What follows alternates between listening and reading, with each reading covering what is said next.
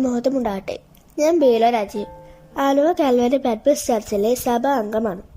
Journey through സാംസിന്റെ 166 ദിവസത്തിലേക്ക് ഏവർക്കും സ്വാഗതം. ഇന്ന് നമ്മൾ ചിന്തിക്കുന്ന വേദഭാഗം സങ്കീർത്തനം 93 ഈ സങ്കീർത്തനം ആരാണ് എഴുതിയതെന്നോ അതിന്റെ പശ്ചാത്തലത്തെക്കുറിച്ചോ ഇവിടെ പറഞ്ഞിട്ടില്ല. ഈ സങ്കീർത്തനത്തിന്റെ പ്രതിപാദ്യ വിഷയം യഹോവ എന്നേക്കും അത്യുന്നതനായി ഇരിക്കുന്നു എന്നാവുന്നു. സങ്കീർത്തനം 93:1 നാം വായിക്കുമ്പോൾ, യഹോവ വാഴുന്നു, അവൻ മഹിമ ധരിച്ചിരിക്കുന്നു, യഹോവ ബലം ധരിച്ച് അരയ്ക്ക് കെട്ടിയിരിക്കുന്നു, ഭൂലോകം ഇളകാതെ ഉറച്ചു നിൽക്കുന്നു. യഹോവ ഇസ്രായേലിന്റെ ദൈവവും പ്രപഞ്ചത്തിന്റെ സൃഷ്ടിതാവും ഭരണാധിപനുമാണെന്ന് ഈ സങ്കീർത്തന വേദഭാഗം നമ്മെ ഓർമ്മിപ്പിക്കുന്നു. സങ്കീർത്തനം 96:10, 97:1, 99:1 ഈ വേദഭാഗങ്ങളിലും യഹോവയുടെ മഹത്വത്തെ അതേ ആശയത്തിൽ നമുക്ക് കാണുവാൻ സാധിക്കും. അടുത്തതായി സങ്കീർത്തനം 93:2 നാം വായിക്കുമ്പോൾ, നിന്റെ സിംഹാസനം പുരാതനമേ സ്ഥിരമായിരിക്കുന്നു, നീ അനാദിയായുള്ളവൻ തന്നെ. ഈ വേദഭാഗം തന്നെ സങ്കീർത്തനം 45:6 90:2 എബ്രായർ 1:8-9 വാക്യങ്ങളിലും നാം കാണുന്നു. ദൈവത്തിന്റെ സിംഹാസനം എന്നേക്കും ഉള്ളതാണെന്നും അവന്റെ രാജ്യത്വത്തിന്റെ ചെങ്കോൽ നീതിയുള്ള ചെങ്കോലാണെന്നും നമുക്ക് ഈ വാക്യങ്ങളിൽ കാണുവാൻ സാധിക്കും.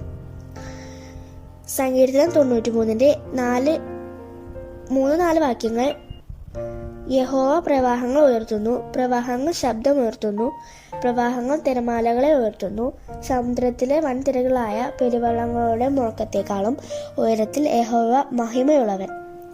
ഈ വേദഭാഗം നാം വായിക്കുമ്പോൾ, യഹോവയായ ദൈവം എല്ലാ പ്രകൃതി ശക്തികളെയും ഇളകി മറിഞ്ഞുകൊണ്ടിരിക്കുന്ന രാജ്യങ്ങളെയും നിയന്ത്രിക്കാൻ കഴിവുള്ളവനാണെന്ന് നമുക്ക് മനസ്സിലാകുന്നു.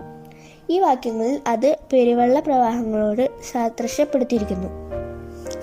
സങ്കീർത്തനം 93:5 നിന്റെ സാക്ഷ്യങ്ങൾ എത്രയും നിശ്ചയമുള്ളവ, യഹോവ വിശുദ്ധി നിന്റെ ആലയത്തിന് എന്നേക്കും ഉചിതം തന്നെ എന്ന് നാം വായിക്കുമ്പോൾ, ഈ സങ്കീർത്തനക്കാരൻ ഇവിടെ ദൃഷ്ടിയുടെ മേൽ ദൈവത്തിന്റെ ഭരണാധിപത്യം എന്ന വിഷയത്തിൽ തിരുവചനത്തിൽ ദൈവം വെളിപ്പെടുത്തിയിരിക്കുന്ന സത്യങ്ങളിലേക്ക് തിരിയുന്നു.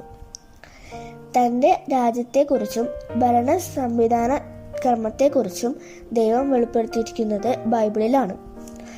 വിശുദ്ധിയാണ് ദൈവത്തിന്റെ മന്ദിരത്തിന്റെ മനോഹരത്വം എന്ന് ഈ വാക്യങ്ങളിലൂടെ നമുക്ക് മനസ്സിലാക്കാൻ സാധിക്കും. 93-ാം സങ്കീർത്തനത്തിൽ വാഴുന്ന ഒരു ദൈവം, അവൻ ബലവാനാണെന്നും മഹിമയുള്ളവനാണെന്നും സങ്കീർത്തനക്കാരൻ നമ്മെ ഓർമ്മിപ്പിക്കുന്നു. ആ അത്യുന്നതനായ നമ്മുടെ ദൈവത്തിന്